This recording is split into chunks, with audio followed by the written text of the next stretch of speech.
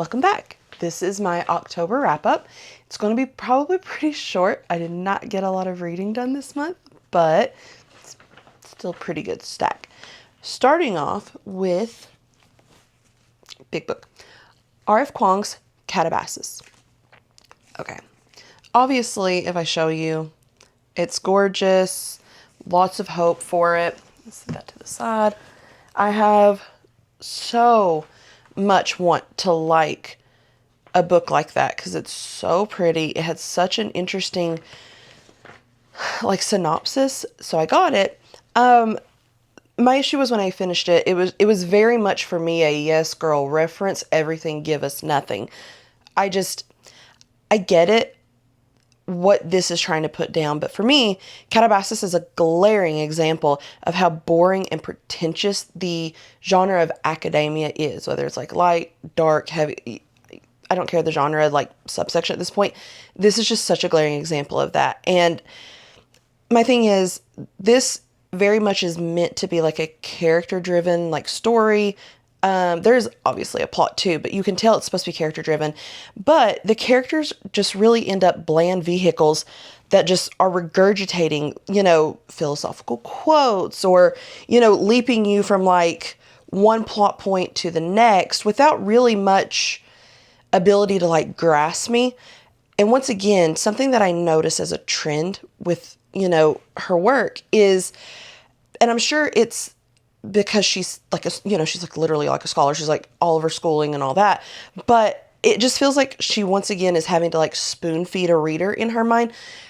And it is just so long-winded and it's just such a chore. And it just feels over-explained to literally hell and back.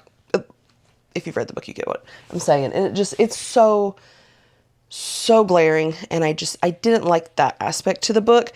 And at the end of the day, I just feel like it truly suffers from trying to be this like hyper intelligent book. Whereas I feel like most people really hype this book up as like, you need to like read Dante's Inferno. You need to read Homer's Iliad and Odyssey. You need to like, you know, like giving people like homework before reading a book. And it just, you don't need to do any of that. It's very easy to read and just honestly, it reads very much like an author just checking off plot points to be incredibly similar to just doing a Dante's Inferno for modern day. The next one that I read was Out of the Woods by Bonam-Young. I love this author. That is my second book I've read from her, and she's definitely becoming one of my favorites, just hands down. Romance is not like a genre that I try to read more of it because a lot of people like recommend it, and you know it is a popular genre, but I get very picky, and that's one of those books. All of her books, I've read two. Both of her books I've read so far, just I feel like they add more to a romantic conversation than just getting through the first, second, third act of a romance storyline, and I really like that about her and her writing. And one thing about Out of the Woods especially is if you're someone that's like in their 30s, probably even older, that book specifically will resonate with you in, you know, how the characters are maneuvering life and trying to figure things out. I really like that about that one. And another book that I read, I listened to this one, Chain Gang All-Stars by Nana Kwame Adjei-Brenyah. So I've read 1984 and I've noticed a lot of people are akinning it in a lot of ways to that. No, I can see what people are trying to say, but I don't see it that way. I see this as not only like a deep look into like our prison system and racism, but this in and of itself has like a dystopian backdrop that in this current, you know, climate, things like that, it resonates heavily. It is so, just the way that it is written is just so well versed in not only the metaphors you can see sprinkled throughout, but just the way that it is conveying, you know, an opinion piece through fiction. I've yet to read something quite like this, and I heavily suggest Chain Gang All-Stars. Another book that I heavily suggest is You Weren't Meant to Be Human by Andrew Joseph White. I love the cover. It's really cute.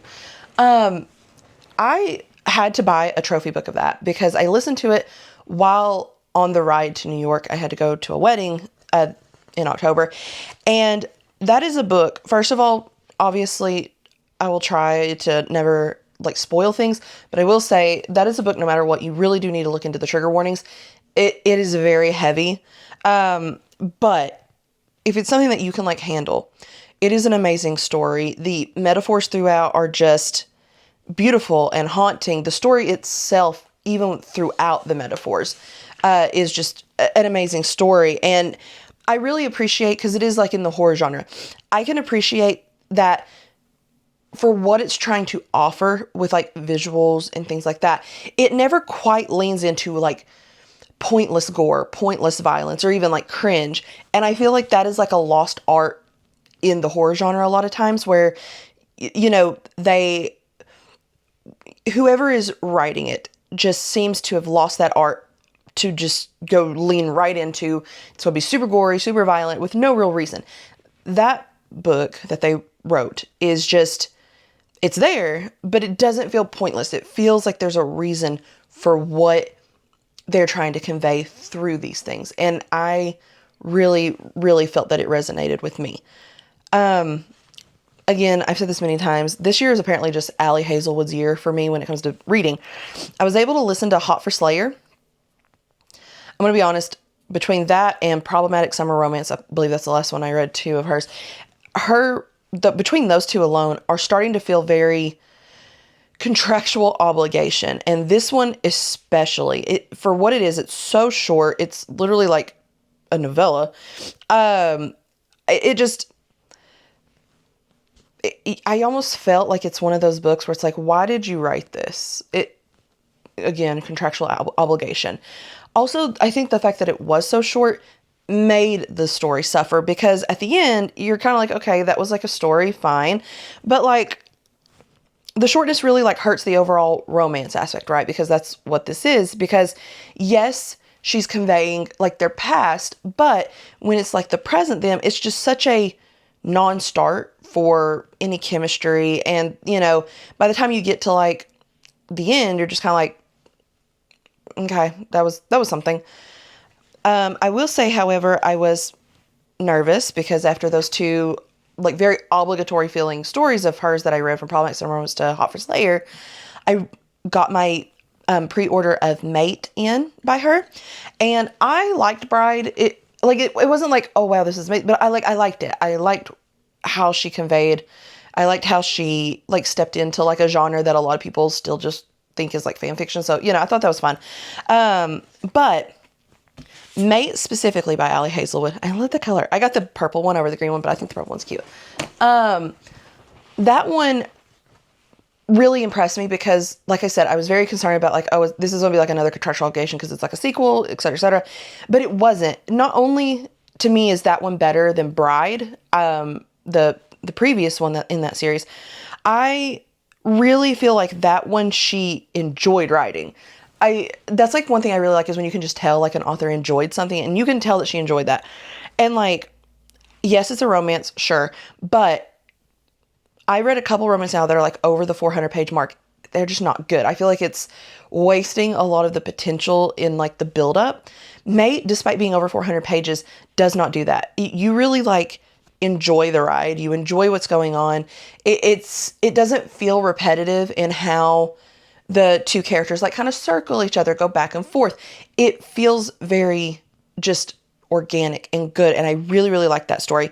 And even like with the main characters, Cohen and Serena both are probably like in top 3 respectively of the male and female like main characters of the Alleyverse for me. I just really enjoyed how they were written, how they are. It was really, really good. I really recommend that one too.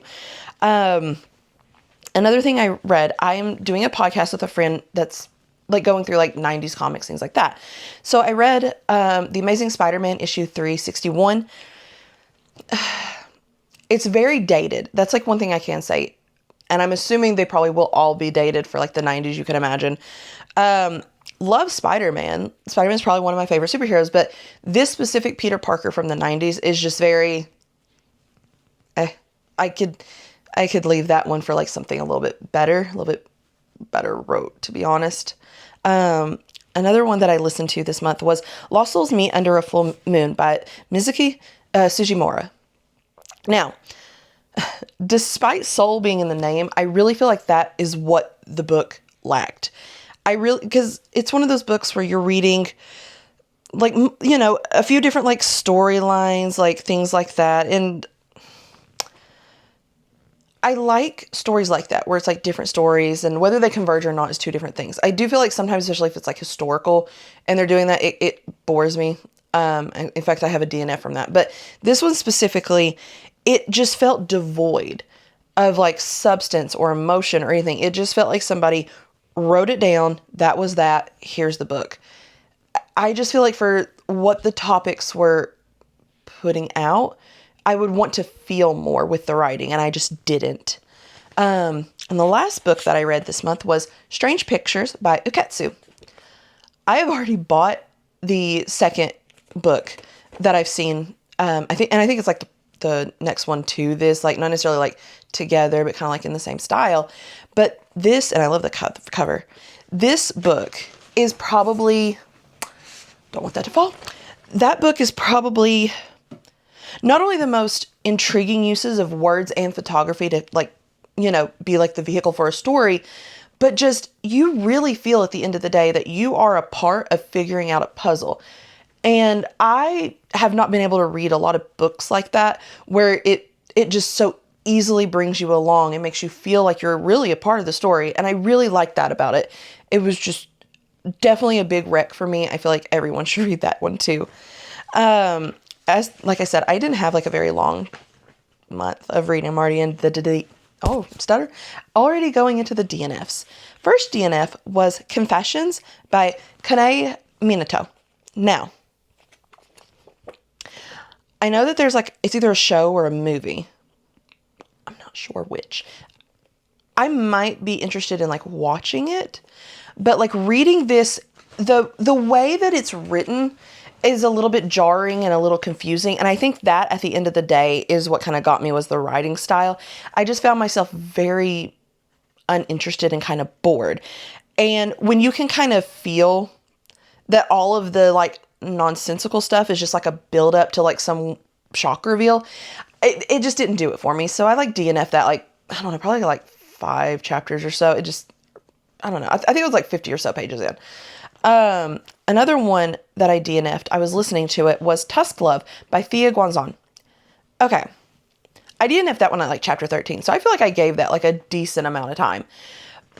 She specifically, so far, like, I don't know if the next installment will like blow me away. Probably not. But I've read the first 2 of the Hurricane War series. And okay, so my issue is it really has disappointed me, because a lot of people have hyped up the Hurricane Wars, and it seemed really up my alley. Yes, it's also Raylo coded. And it falls very flat. So I was really hoping to get a hold of something not in that universe, not like, you know, just a part of the Hurricane Wars stuff. And so when Tusk Love was out, I was like, I'm going to read that. I really want to read that. This book is just packed with like trope after trope of things that like I dislike. Like, also just incredibly overused. Like Insta Love, they've got it. The Small Tall, they've got it. Grumpy MC, Male MC, I can't talk. You know what I'm saying. They've got that. The like naive, bratty little like female main character, they've got that too. The list is so endless, and it just bored me so quickly, and I just didn't really enjoy it.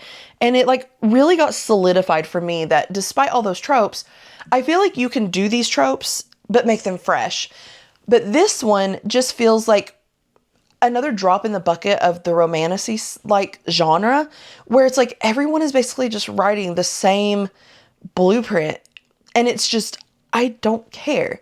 Like, the idea of the book had potential, but it just relied on just checking off tropes, it felt like, and I just was very bored by that. Another DNF, which was sad because it's such a beautiful cover. I mean, you can see that and like see like the little, it's just so pretty. I love it. But I had to DNF it. It's just another one of those, like I said earlier, you have like your multiple POVs, and they're obviously all like going to converge. It's all going to like come to like a, you know, like a climax of like, this is how it all goes together, buddies. And I just find myself never really enjoying it, especially when it's like from a historical standpoint. And the tone of that book really just bored me. And then the last one that I DNF'd this month was You'd Look Better as a Ghost by Joanna Wallace. I was listening to it, and I've seen people like recommend it and say that it's like a really good book, blah, blah, blah. I will say it had a strong start. Like, the start did pull me in, but by the end of chapter 8, the plot that is kind of like given to you, like, you know, like the setup, the summary, like what you feel like is going on, it's resolved in chapter 8. And there's so much more of the book left. And just for me, I could not be bothered to have any interest in the circles the author is going to like run around to make the rest of a book. I feel like at that point, when you've set up at the beginning kind of like the problem, and at chapter 8 it's solved, you should have wrote a novella. And maybe that would have kept my interest a little bit easier, because I just, when I was like, chapter 8, this is the end, and then there's all that left, I was like, I'm good. I don't want to do that. But that was all of my October reads, and I hope if you like the video, you subscribe, and I will be here in November. Thanks.